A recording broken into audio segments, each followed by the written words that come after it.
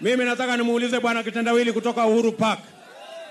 Kwa sababu yeye hajafanya mtihani wa shule ya msingi na hajafanya mtihani ya shule ya upili, ndio ajui maana ya mtihani ile watoto wetu watafanya mwisho wa mwaka huu.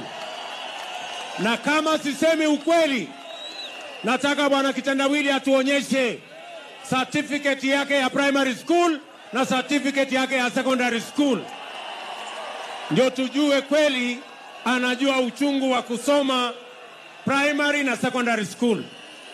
And because he doesn't know the pain of waiting for an exam for 8 years or 4 years, because he never went to primary school and did an exam, and he doesn't have a certificate for Form 4, that is why he can dismiss our children that they will not die if they don't do their exams.